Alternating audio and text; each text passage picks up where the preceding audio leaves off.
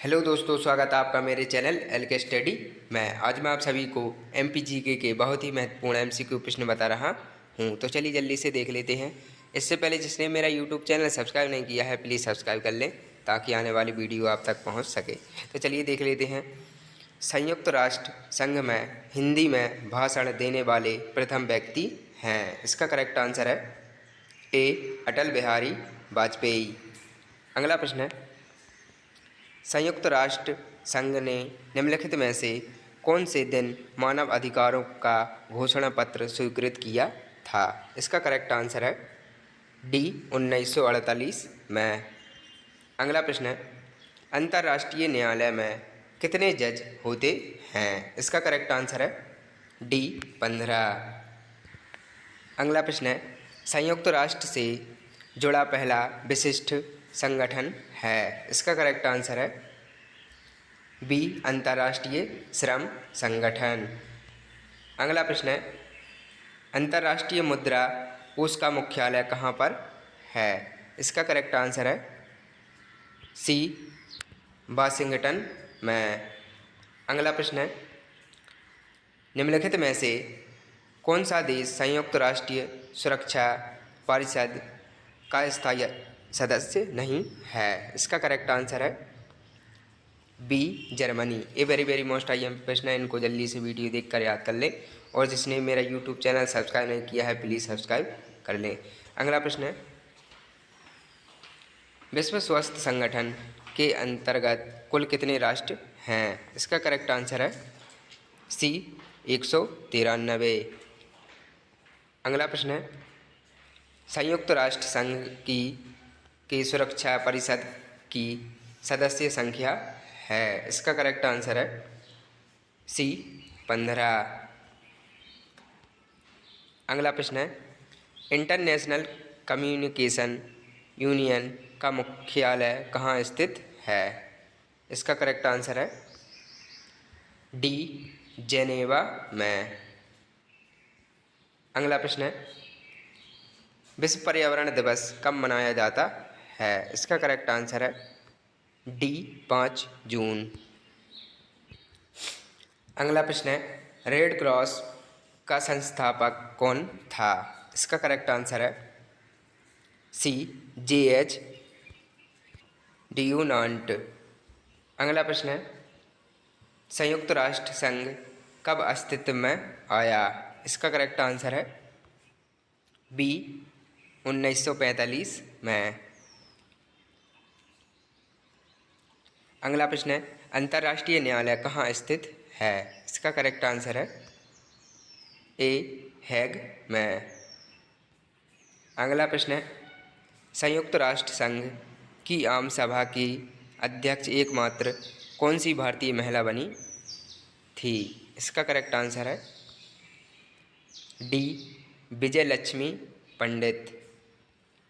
अगला प्रश्न है, वर्णभेद के विरुद्ध संयुक्त राष्ट्र राज्य सम्मेलन कहाँ आयोजित हुआ? इसका करेक्ट आंसर है बी डरबन में।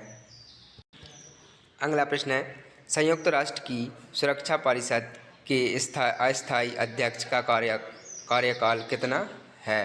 इसका करेक्ट आंसर है सी 2 वर्ष।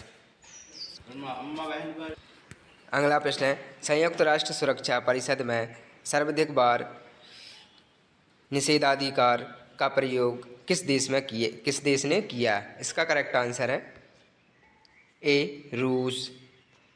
अगला प्रश्न है, UNDP का पूरा नाम है? इसका करेक्ट आंसर है B United Nations Development Programme.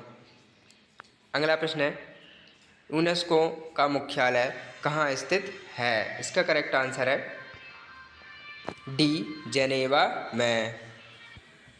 अगला प्रश्न है, भारतीय संविधान के किस संशोधन द्वारा प्रस्तावना में दो शब्द समाजवादी और धर्मनिरपेक्ष जोड़े गए थे?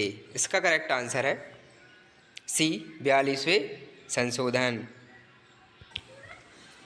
अगला प्रश्न है, भारतीय संविधान को अपनाया गया इसका करेक्ट आंसर है ए संविधान सभा द्वारा।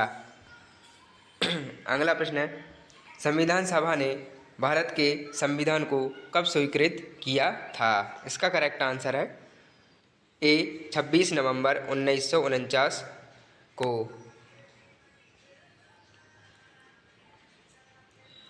अगला प्रश्न है, भारतीय संविधान सभा के प्रथम दिन के अधिवेशन की अध्यक्षता इन्होंने की थी। इनका करेक्ट आंसर है ए डॉक्टर सच्चिदानंद सिन्हा। अगला प्रश्न है, संविधान सभा में किस प्रांत का प्रतिनिधि तब सबसे अधिक था? इसका करेक्ट आंसर है सी संयुक्त प्रांत।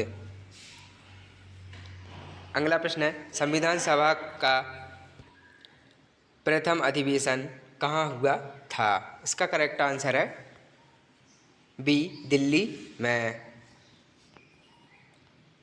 अगला प्रश्न है, भारत की आज़ादी के समय इंग्लैंड में किस पार्टी की सरकार थी? इसका करेक्ट आंसर है सी लेबर पार्टी। अगला प्रश्न है, किस अधिनियम की प्रमुख विशेषता प्रांतीय स्वायत्तता थी? इसका करेक्ट आंसर है बी 1935।